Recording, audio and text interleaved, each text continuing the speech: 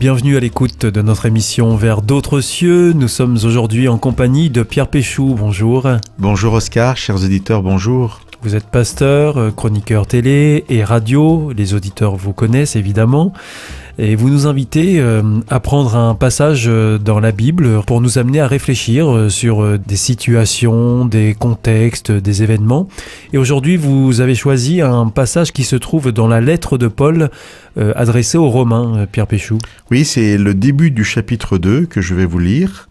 Le premier verset qui dit « Tu es inexcusable, toi qui juges, qui que tu sois.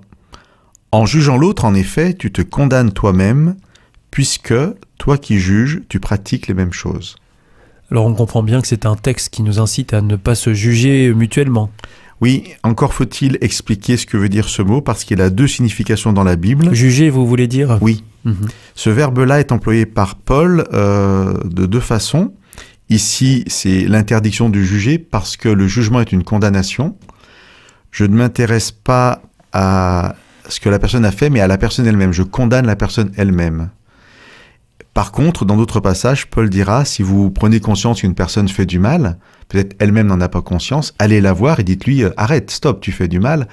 Et là, Paul appelle ça aussi un jugement, mais c'est inviter la personne à aller dans une dynamique de vie alors qu'elle est plutôt dans une dynamique de mort, parce qu'elle fait des choses mauvaises. Donc en fait, il faut faire le distinguo entre l'acte et la personne elle-même. Exactement. Alors même si on fait ce distinguo et qu'on s'intéresse juste à l'acte, il faut quand même être plein de bienveillance et d'amour quand on va voir la personne. C'est pas pour ça qu'il faut être dans la violence. Mais effectivement, on peut condamner peut-être un acte, le faire bien, mais on ne condamne jamais la personne.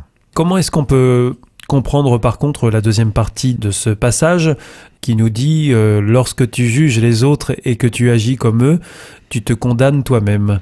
Comment est-ce qu'on peut se condamner soi-même, Pierre Péchou ? Oui, alors on est au cœur du texte. Là, je vais le résumer ce texte quand même parce que je reprends simplement des mots qui sont écrits par Paul. Qui que tu sois, tu pratiques les mêmes choses que la personne que tu condamnes et donc tu te condamnes toi-même. Ça, c'est votre question.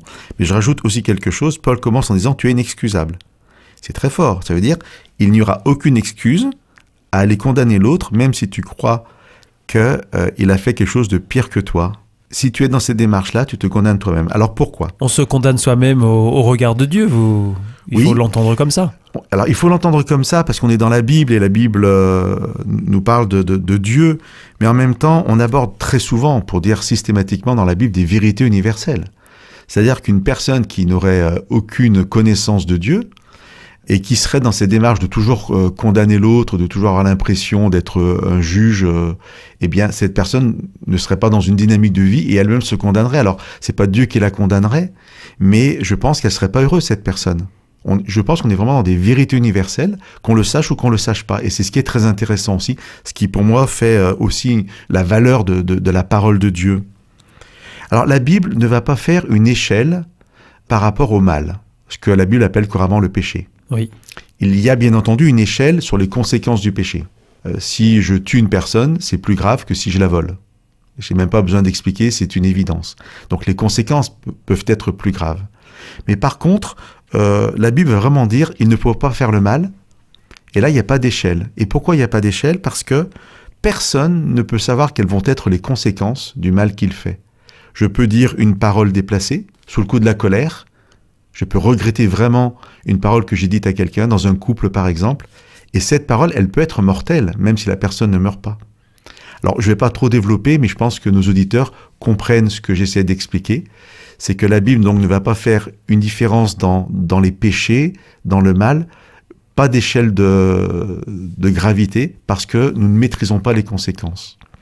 Et donc, ce verset de Paul nous invite vraiment à arrêter de regarder l'autre, à se regarder soi-même et à prendre conscience de ce qu'il faudrait peut-être réformer dans nos vies et ne pas parfois se servir de l'excuse de l'autre qui aurait fait pire et je condamne l'autre parce que quelque part si lui il fait ça, moi je le fais pas, alors je suis meilleur que lui. Ben, cette démarche n'est pas biblique et Dieu nous invite vraiment à être dans une forme d'humilité, je crois, qui est simplement de se dire voilà, j'ai peut-être moi des choses à régler, arrêtons de regarder l'autre. Si je condamne l'autre pour ce qu'il fait, en fait, je me condamne moi-même parce que moi aussi je fais des choses mal.